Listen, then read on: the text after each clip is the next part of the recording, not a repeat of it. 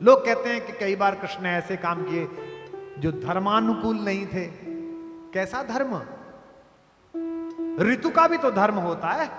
इस ऋतु में अब हमसे आपसे कहे साहब बाजरा खाना चाहिए, बाजरे में बड़ी ताकत है, वैद्य ने आपको कहा बाजरा खाना चाहिए और आपने जून के महीने में खा ली बाजरे की रोटी, हो गए गले में छाले। बोले वैद्य जी आपने कहा था या जाड़े में कहा था बाजरा खाने के लिए, खाए जरा तू बाजरा।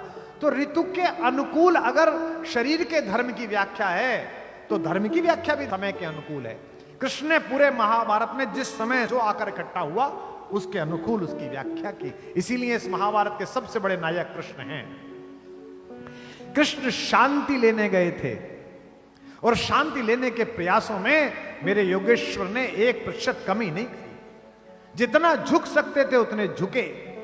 दुर्योधन जैसे नीच को उन्होंने पुरुष श्रेष्ठ कहा। कभी पढ़िए आप उस पर्व में व्याख्या महाभारत में, कहते हैं पुरुष श्रेष्ठ आपका यश वैसे ही ऊंचा रहेगा, आप युद्ध मत करिए, मान जाइए। दुर्योधन नहीं माना।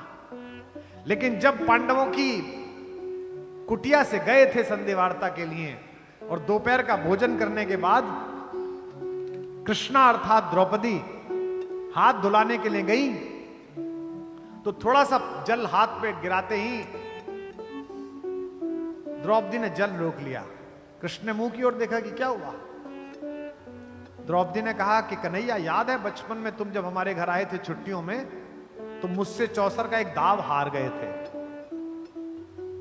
तो कन्हैया ने कहा हाँ याद है। तुमने मुझसे पूछा था मांग, क्या मांगती है कृष्णा? मैंने कहा था कान्हा कभी समय आएगा तो मांग लूंगी। वो समय आ गया है।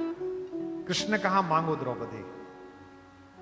द्रौपदी ने कहा कन्हैया शांति के लिए जा रहे हो, संधि के लिए जा रहे हो, मैं ये मांगती हूं कि युद्ध लेकर लौटना।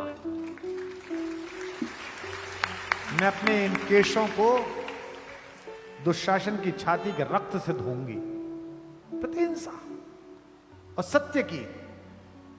कृष्ण शांति लेने गए, युद्ध लेकर लौटे, लेकिन पूरी महाभारत पढ़ना मेरे कहने पर एक भी पल भगवान आपको ऐसे नहीं लगेंगे कि वो युद्ध लेना चाहते हैं। वे तो योगेश्वर हैं, त्रिकालदर्शी हैं, त्रैलोक्य उनके सामने हैं। उन्हें पता है कि मूर्ख नहीं मानेगा, लेकिन वो पूरी राज्यसभा के सामने, उसके पिता के सामने, पिता में भीष्म के सामने उसे एक्सपोज करना चाहते हैं कि ये युद्ध चाहता है, मैं युद्ध नहीं चाहता। यहां तक कि जिस दर्शन को उन्होंने केवल मां को दिखाया था और मां की भी स्मृति लोप कर दी थी, उस विश्व रूप का दर्शन पहली बार उन्होंने वहीं किया है।